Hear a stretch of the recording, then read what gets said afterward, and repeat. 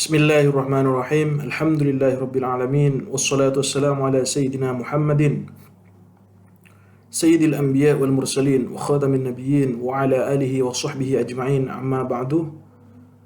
Faqala asy-syaikh al-imam hujjatul Islam Abu Hamid Al-Ghazali rahimahullahu ta'ala rahmatan wasi'ah wa radiyallahu ta'ala anhu wa anna wa a'adallahu lumahu wa asrarahu wa karamatihi ilaina wa zadana Allah bi biharil ulum wa nafa'ana biha fid dunya wal akhirah. Amin. Bismillahirrahmanirrahim. Al-firqatu tsaniyatu, golongan yang kedua dari golongan para ulama yang tertipu.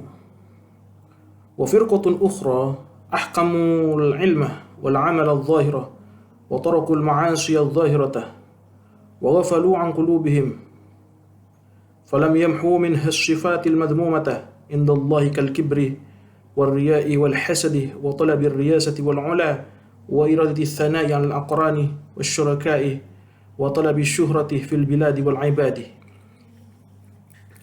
Adalah golongan ulama yang sudah menyempurnakan ilmunya dan sudah menyempurnakan amal-amal yang zahir dan sudah meninggalkan maksiat yang zahir, tetapi mereka lupa bahwa dalam hatinya ada penyakit-penyakit yang bisa menyebabkan wurur, menyebabkan keterpedayaan. Tidak bisa menghilangkan sifat-sifat yang tercela seperti sombong, riya, hasad, dengkih kaureng, wa talabir riyasati dan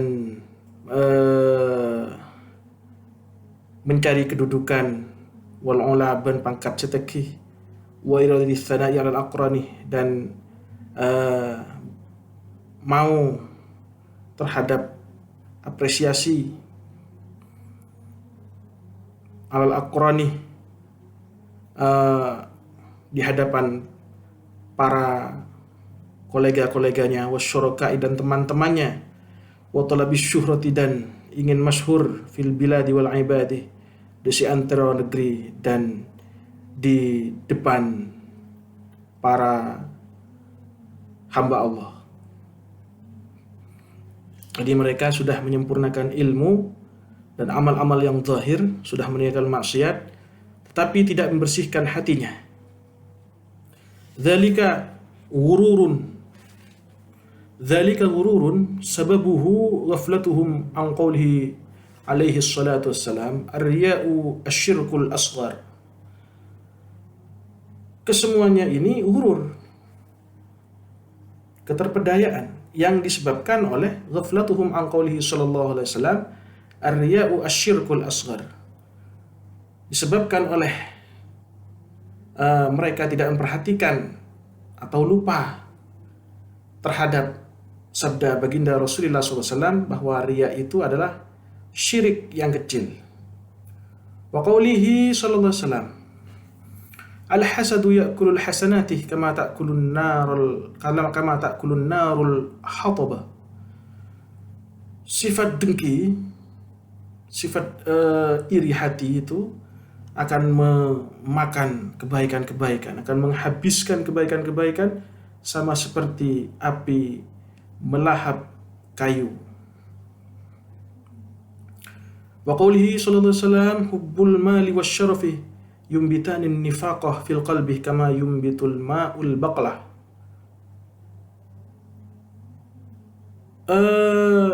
Cinta pada harta dunia dan cinta terhadap kemuliaan akan menumbuhkan sifat-sifat munafik di dalam hati, sama seperti air yang menumbuhkan sayur-sayuran. Ila ghairi dzalika minal akhbari, dan banyak sekali hadis-hadis yang menjelaskan itu. Wa ghafalu an qawlihi ta'ala yauma la yanfa'u malu wala banun illa man atallaha biqalbin salim. Di hari kiamat itu tak manfaat harta dan keturunan kecuali bagi mereka yang menghadap pada Allah dengan hati yang selamat. Kata kuncinya, keywordnya di sini adalah qalbin salim. Qalb latifah nuraniyah rabbaniyah,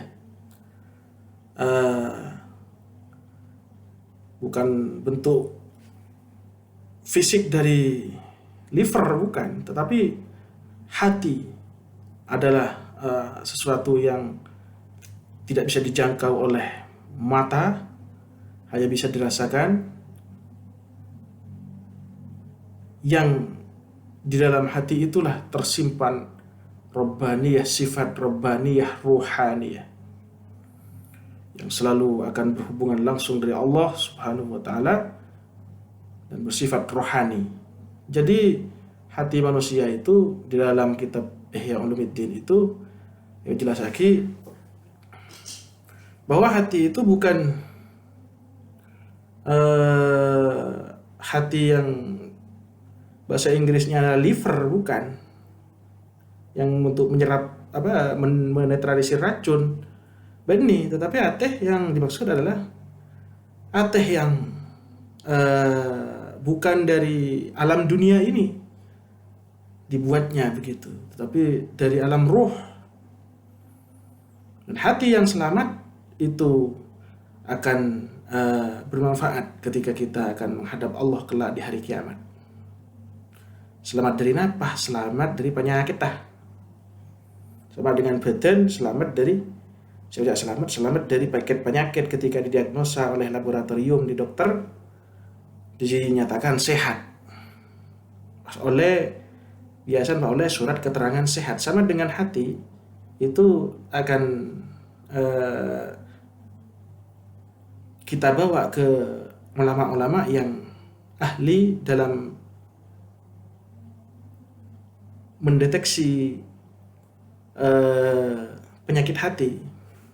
Seperti kita membaca karya-karya Al-Ghazali ini banyak nih kan yang menjelaskan tentang penyakit-penyakit hati. Kalau tidak dibersihkan akan terdeteksi nanti ketika akan menghadap Allah, akan terdeteksi. Sebenarnya. Faghafalu an qulubihim wastaghalu bidawahirihim.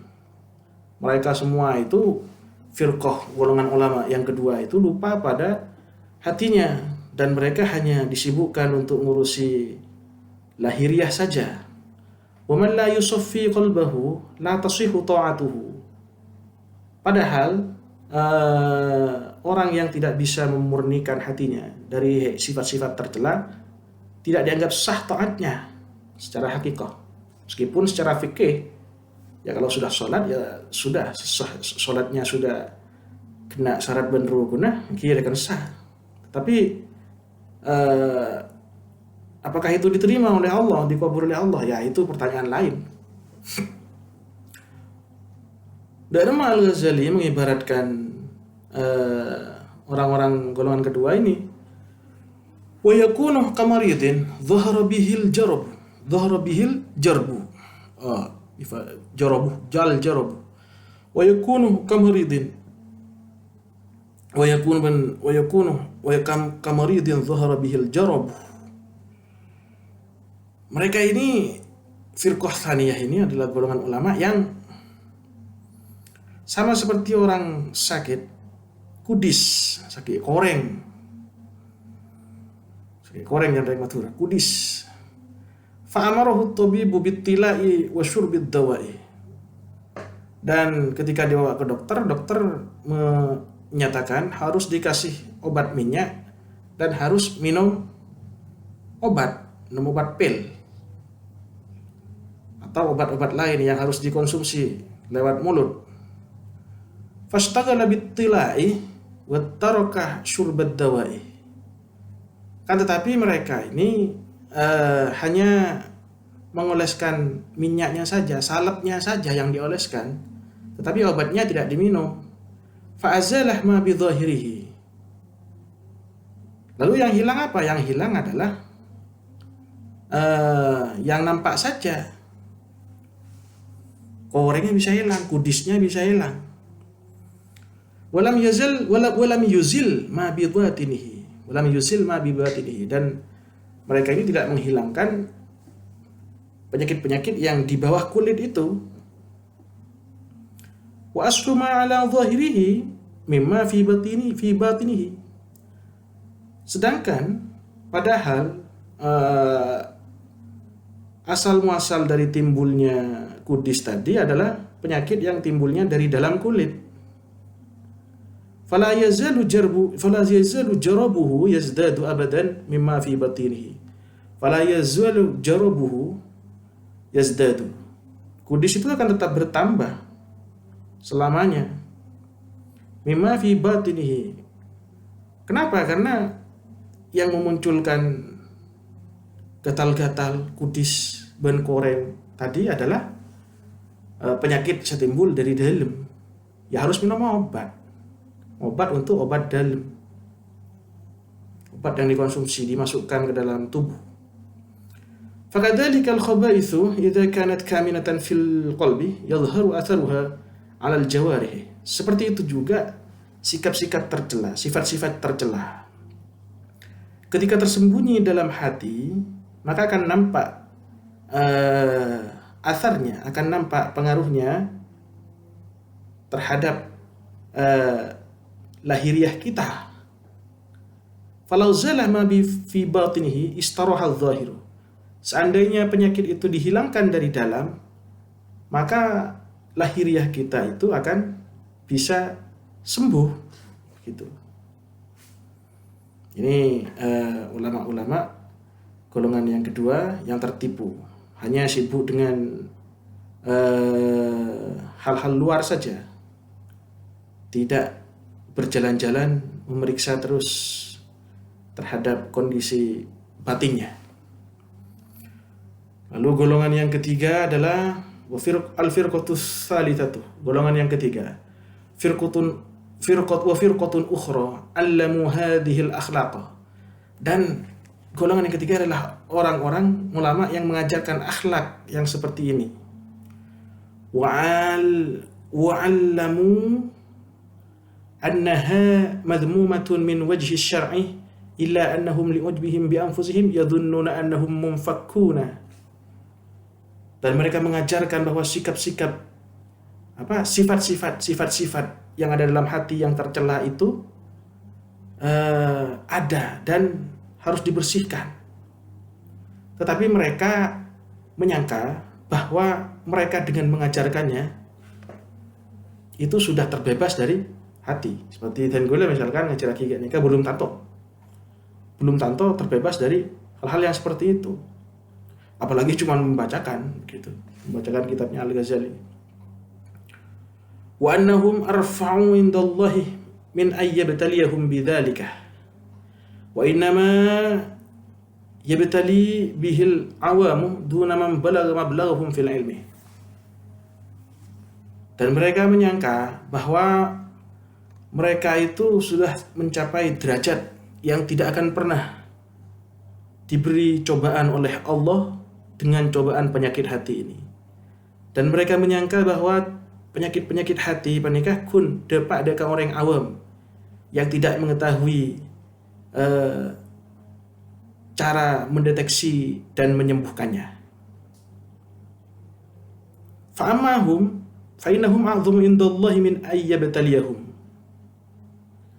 Fadhaharat alaihim makhayilul kibri war riyasati wa talabul 'uluwa wasyarafah. Padahal mereka itu kalau kita amati, kata Al-Ghazali, mereka itu lebih berpotensi untuk diberi cobaan seperti ini oleh Allah. Dan mereka ini selalu berkhayal tentang kesombongan, tentang kedudukan, tentang derajat-derajat yang tinggi di hadapan manusia.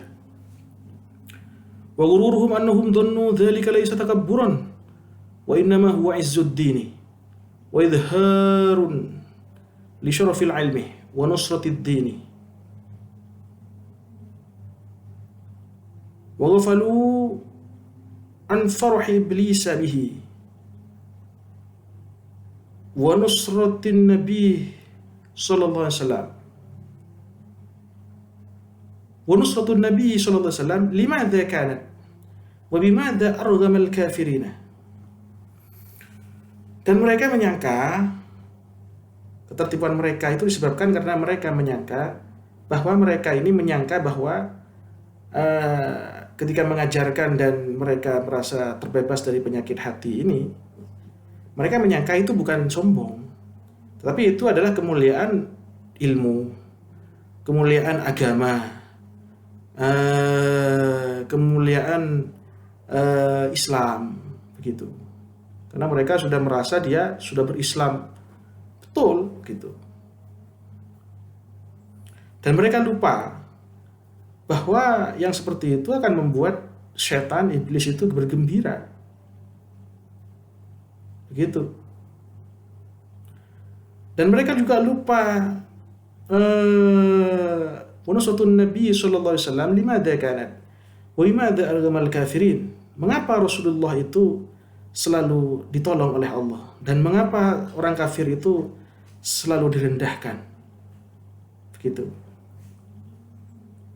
وَغَفَلُوا عَنْ تَوَاضُعِ الصَّحَابَةِ رِضْوَانُ اللَّهِ عَلَيْهِمْ أَجْمَعِينَ.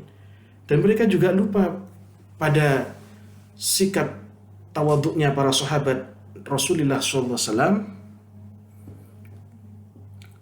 radhiyallahu anhum wa tadallulihim wa faqrihim wa maskanatihim. Dan sikap kerendahan hati, kefakirannya dan kemiskinan mereka, para sahabat.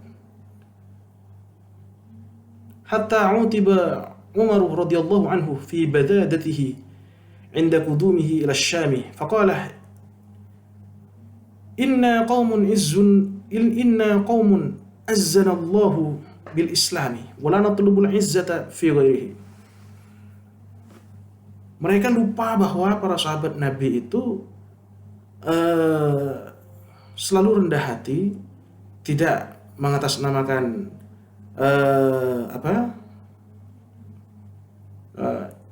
ini kemuliaan Islam. Kalau saya mulia maka Islam juga mulia, misalkan begitu. Kalau saya senang, kalau saya sukses maka Islam, wajah Islam ini akan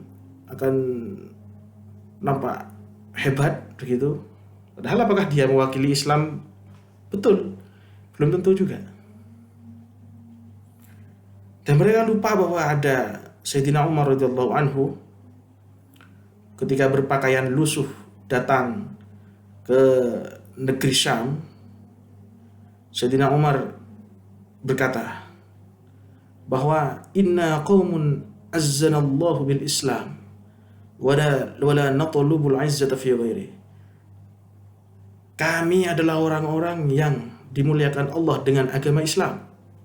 Dengan berislam saja saya sudah merasa mulia, kata Sayyidina Umar. Wala natlubul izzata fi ghairihi, dan kami tidak akan mencari kemuliaan di dalam hal-hal yang selain berislam, begitu.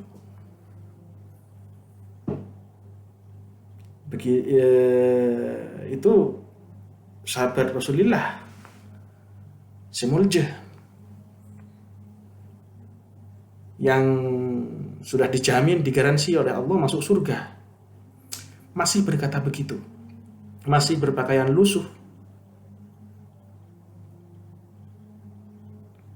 tidak menjadikan kalau saya berpakaian mewah maka Islam juga akan terangkat derajatnya, begitu. Itu tidak. Beda antara Islam dan umat Islam, itu beda. Apalagi perorangan orang Islam itu sangat beda, begitu. Kalau saya mulia maka Islam juga akan ikut mulia, belum tentu. Belum tentu. Bahkan di beberapa penelitian, Anda bisa search di Google, itu Islamicity Index, tingkat keberislaman, tingkat keberislaman. Keberislaman itu berbeda dengan umat Islam. Artinya pengamalan Islam di Google itu disebutkan, ada penelitian dari Columbia University. Anda search di Google nanti, kata kuncinya adalah Islamicity Index. Terakhir itu yang dirilis tahun 2022. Itu menempatkan negara-negara minoritas Muslim pada urutan teratas, dari peringkat 1 sampai peringkat 42 itu negara non-Muslim. minoritas muslim, bahkan mungkin sangat sedikit orang Islamnya. Tetapi pengamalan nilai-nilai Islam di ruang publik itu sangat tinggi peringkatnya. Islamicity Index itu di Google, coba di search itu Islamicity Index. Artinya apa? Artinya kita harus berpikir, misalkan kata-katanya Muhammad Abduh itu pernah berkata, aku menemukan Islam di barat tetapi tidak menemukan orang Islam. Dan aku menemukan orang Islam di Timur Tengah, tetapi aku tidak menemukan Islam. Artinya pengamalan agama Islam ini berbeda dengan status Muslim, begitu. Nah, ini harus kita perhatikan secara betul-betul, begitu. Jangan sampai ketika ada anggapan bahwa ketika satu golongan orang Islam ini mendapatkan kedudukan atau mendapatkan posisi penting atau mendapatkan keberuntungan secara duniawi, itu adalah keuntungan Islam. Belum tentu. Harus dicek terlebih dahulu apakah betul-betul gitu. Apakah sesuai dengan ajaran Rasulullah SAW, apakah sesuai dengan ajaran para sahabat Nabi, begitu. Begitu harusnya. Jadi kalau sekarang itu kan banyak atas nama umat Islam, misalkan begitu. Atas nama kan umat Islam, apakah betul umat Islam, begitu. Begitu. Umat yang mana, umat Islam yang mana, itu tuh harus diperjelas dulu, begitu. Jangan sampai ketika diteliti, misalkan di ranking negara-negara seluruh dunia itu negara Islam malah peringkatnya jeblok.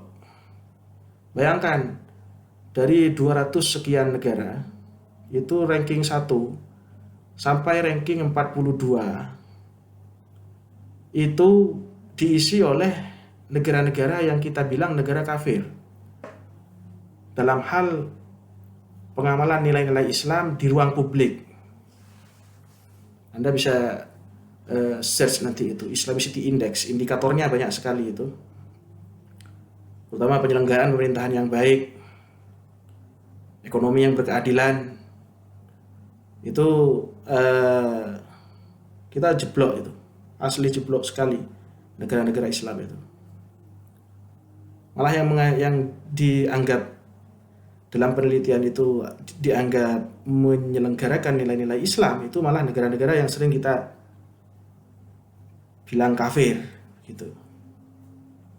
Seperti New Zealand, Denmark, Finlandia, Norwegia. Mereka tertinggi, gitu. Baru ranking 43 itu ada negara Islam atau negara yang diasumsikan sebagai negara Islam, yaitu Malaysia. Itu selanjutnya lagi 44 dan ke bawah itu diisi negara kafir lagi, begitu. Nah, itu harus jadi refleksi bagi umat Islam. Apakah kita itu sudah berislam secara benar atau hanya menjadi umat Islam saja, gitu, tidak mengamalkan nilai-nilai Islam. Nah, itu. Kembali lagi pada kitabnya, thumma hadzal mawruru yatlubu al-'izza lid-din bi thiyab ar-rafi'ati wa yaz'umu annahu yatlubu 'izza ad-din wa sharafihi wa yaz'umu annahu yatlubu 'izza ad-din wa sharafahu ومهما أطلق اللسان في الحسد في أقرانه أو في من رد عليه شيئا من كلامه لم يظن بنفسه أن ذلك حسد. Dan orang-orang yang tertipu ini, orang-orang yang berilmu ini yang tertipu mencari kemuliaan dalam agama dengan memakai-makai athiyab ar-rafi'ah, memakai pakaian-pakaian yang simbol-simbol yang tinggi, simbol-simbol yang secara sosial itu dianggap simbolnya orang-orang berpengaruh, berpangkat, berilmu begitu. Wa yazmu annahu yatlubu izzaddin wa syarafahu. Dan mereka menyangka dengan begitu, dengan berpakaian begitu itu menyangka mencari kemuliaan agama begitu. Wa ma atlaqa al-lisanu fil hasadi fi aqranihi aw fi man radda alaihi syai'an min kalamihi lam yadunna bi nafsihi anna dzalika hasadun.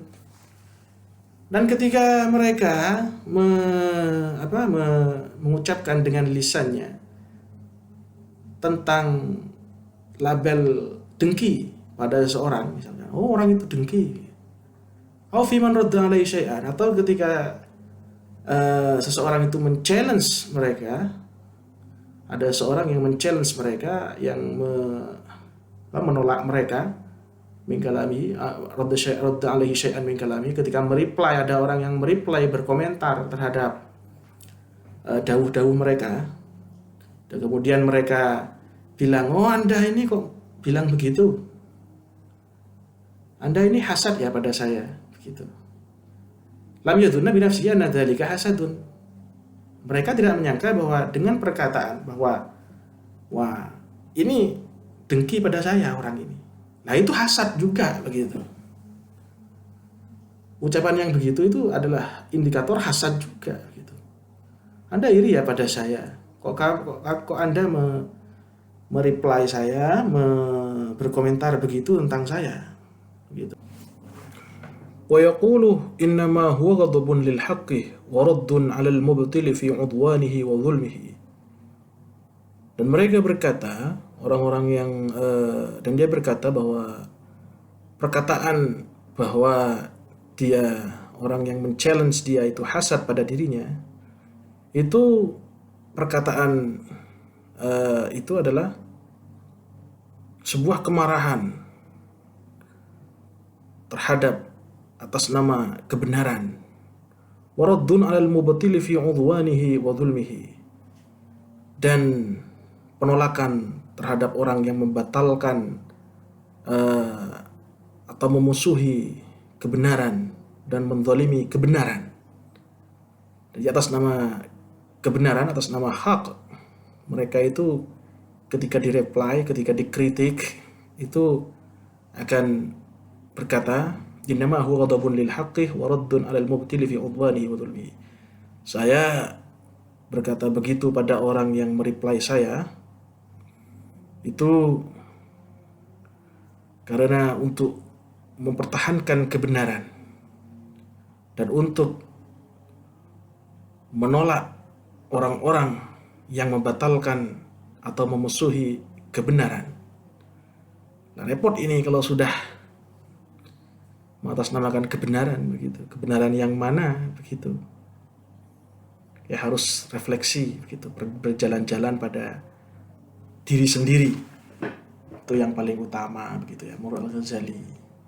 Ketika direply, ketika dikomentari oleh orang-orang gitu.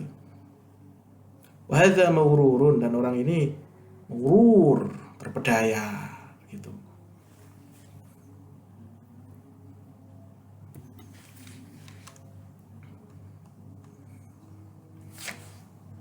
فإنه لو طعن في غيره من العلماء من أقراره ربما لم يغضب بل ربما يفرحه وإن أظهر الغضب عند الناس بأنه يحبه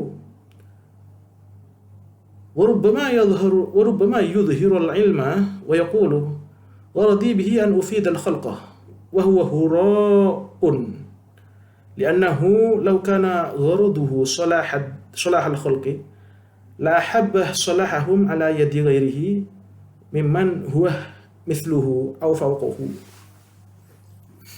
Fa innahu law ta'ana fi ghairihi min al-ulama'i min aqranihi fa innahu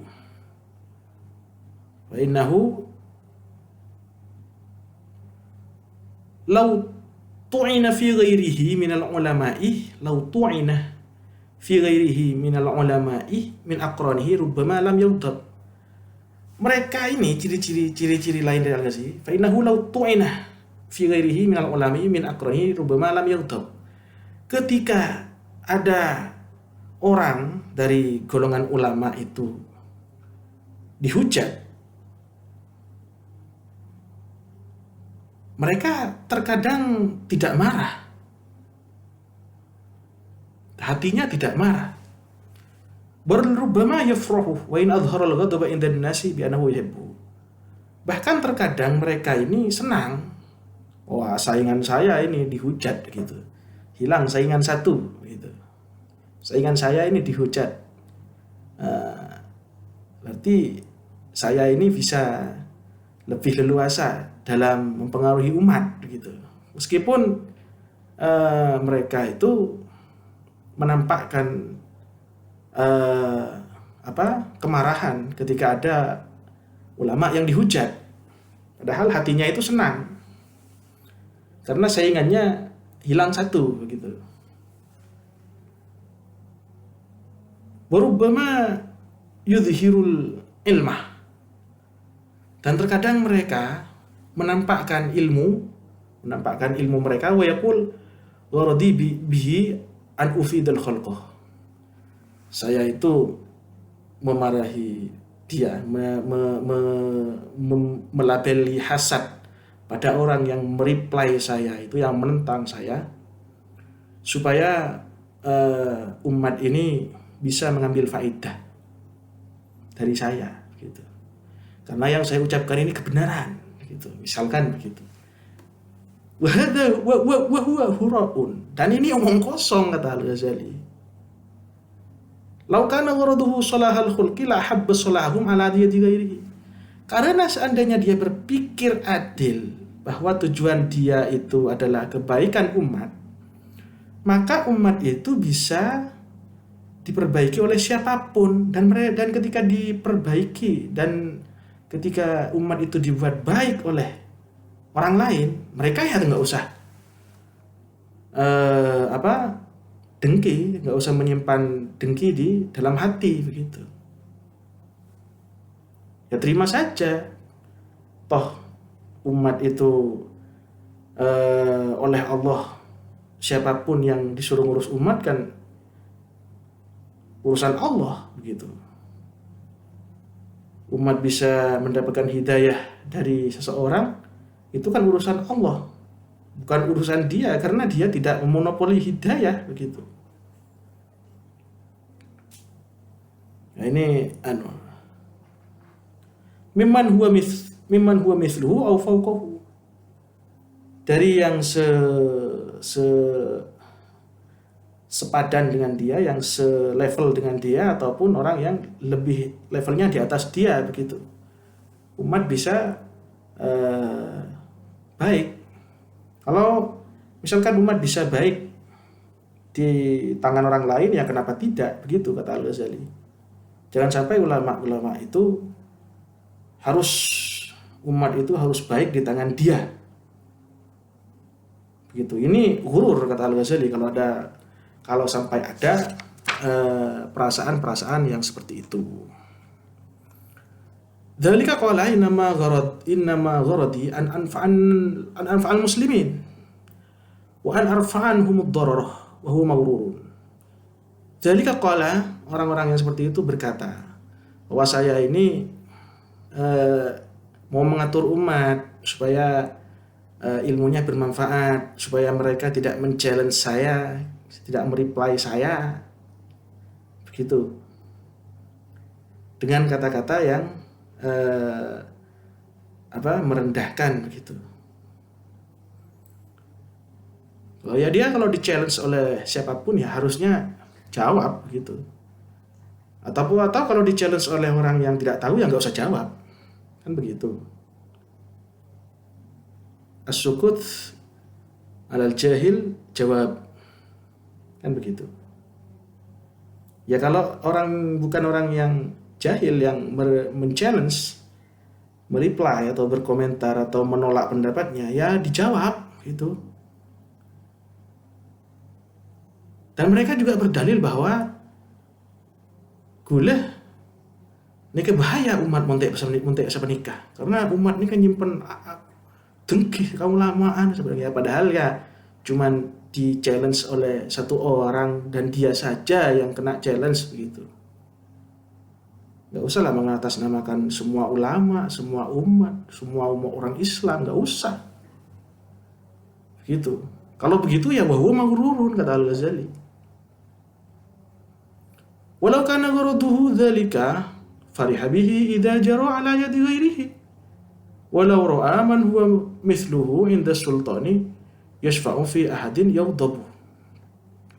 Seandainya mereka betul-betul akan memberikan manfaat bagi orang Islam, bagi umat Islam, ya umat Islam itu bisa ngambil hikmah, bisa ngambil hidayah dengan wasilah siapapun saja yang ditunjuk oleh Allah, meskipun bukan dia, gitu. Walau ro'a, dan ini tanda-tandanya lagi, walau ro'a man huwa mithluhu inda sultani yashfa'u fi ahadin yaghdabu. Dan ketika ada orang yang selevel dengan dia menghadap orang yang sedang berkuasa, kemudian bisa memberikan pertolongan pada umat, dia marah gitu. Padahal siapapun sih yang kata Al-Ghazali itu siapapun saja, meskipun bukan orang alim bahkan begitu ya, bahkan sepenikah, ya, bisa memberi manfaat. Ya nggak usah karena manfaat itu kan manfaat, hidayah, barokah dan lain sebagainya itu kan disebar oleh Allah, tidak dimonopoli oleh satu orang gitu. Siapapun yang dikehendaki Allah menjadi wasilah, ya umat itu bisa ke sana. Kata Al-Ghazali begitu. Wa rubbama akhadha min amwalihim fa in khatara bi balihi annahu haramun qala lahu syaitanu hadza malun la malika lahu wa huwa li masalihil muslimina wa anta imamul muslimin wa alimuhum wa bika qiwamuddin. Dan terkadang mereka itu mengambil harta dari umat gitu. Mengambil harta dari umat. Fa in khatar bi balihi annahu haramun, dan ketika mereka merasa bahwa hartanya ini haram, mereka akan dibisiki oleh setan. Bisikan pertama adalah hadza malun la malika lahu. Ini harta tidak ada yang punya. Wa huwa limasalihil muslimina wa anta imamul muslimin. Dan harta ini untuk kebaikan umat Islam. Wa anta imamul muslimin wa alimuhum wa bika qiwamuddin. Dan yang ketiga adalah bisikan setan, Anda itu pemimpin orang Islam, Anda itu pemimpin umat, wa alimuhum, dan orang yang paling alim di antara umat-umat, wa bika qiwamuddin, dan sebab kamu nanti agama ini akan tegak, tidak disebabkan oleh tangan-tangan yang lain, tangan-tangan orang lain. Apakah begitu? Ya kan belum tentu juga begitu kan. Masa begitu gitu. Ini bisikan setan ini terhadap para ulama. Wa hadhihi talbisatin, dan ini adalah ada 3 unsur pemalsuan. Ahaduha annahu malun la malika lahu. Pertama adalah ketika ada rasa bahwa ini harta haram, dibisiki oleh setan, annahu malun la malika lahu. Harta ini nggak ada yang miliki kok. Harta ini nggak ada yang punya kok, begitu. Watsani annahu limasalihil muslimin. Dan yang kedua, bisikan setan yang kedua adalah annahu limasalihil muslimin. Ini untuk kemaslahatan umat Islam. Soleh yang mana dulu gitu kan. Kalau kita membaca kitab usul fikih, apalagi usul fikih kontemporer, perdebatan tentang masoleh ini panjang sekali pembahasannya begitu. Tidak bisa pakai feeling. Wa annahu imamun. Wa itu annahu imamun. Yang ketiga, bisikan setan bahwa Anda itu pemimpin orang Islam. Wa alimuhum babi qiwamuddin. Dan Anda ini adalah orang-orang yang ulamanya umat. Dan dengan Anda ini agama akan tegak gitu. Wa hal yakunu imaman illa man a'rada 'anid dunya. Wa hal yakunu imaman, dan tidak ada seorang pun yang menjadi imam, pemimpin, kecuali orang-orang yang sudah selesai dengan dirinya sendiri. Seperti siapa? Seperti kal-anbiya was sahabati, seperti para nabi-nabi dan para sahabat gitu. Kalau belum selesai dengan dirinya sendiri, ya bilang saja begitu. Oh, saya ini butuh bantuan, saya ini butuh uang gitu. Enggak apa-apa. Itu lebih fair, lebih membuka umat untuk menyumbang gitu ya. Gak usah mengatasnamakan Islam. Repot kalau mengatasnamakan masalihil muslimin itu. Karena orang nyumbangnya itu nanti dikira umat Islam semuanya begitu. Ya padahal kan cuman satu orang, cuman saya saja atau dia saja begitu. Ini kan nggak fair. Ya kalau minta langsung, ya saya butuh uang. Nah itu bagus, menurut saya bagus, itu lebih baik, lebih fair itu begitu ya. Wa mithluhu qawlu Isa alaihi salam, al-alimu su'uh kasohratin waqa'at fil wadi wala fala hiya tashrabul ma'ah wala hiya tatrukul ma'ah yakhlusu ila zar'i. Perumpamaan seperti ini, wa mathaluhu qawlu Isa alaihi salamu al-alimus su' kasakhratin waqa'at fil wadi fala hiya tashrabul ma'ah wala hiya tatrukul ma'ah yakhlusu ila zar'i. Perumpamaan orang-orang yang seperti ini seperti dawuhnya Nabi Isa alaihissalam. Al-alimus su'u, ulama su' itu seperti batu yang ada di lembah. Ketika lembahnya dialiri air,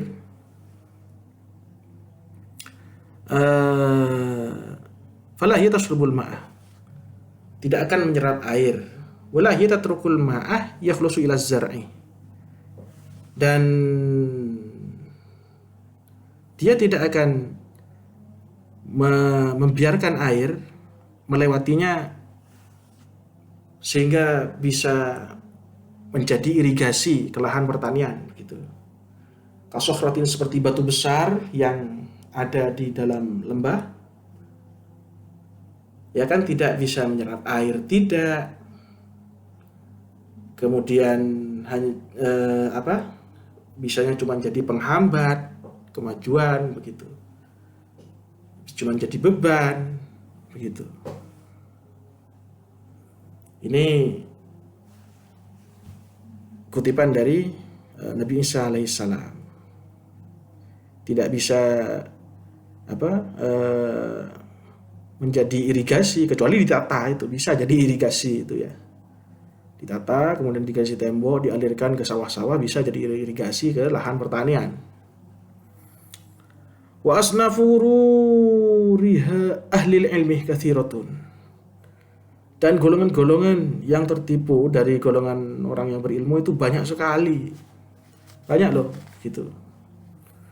Wa ma yufsidu haula'i aktsaru mimma yuslihunahu, dan kerusakan yang ditimbulkan oleh orang-orang yang berilmu ini lebih besar daripada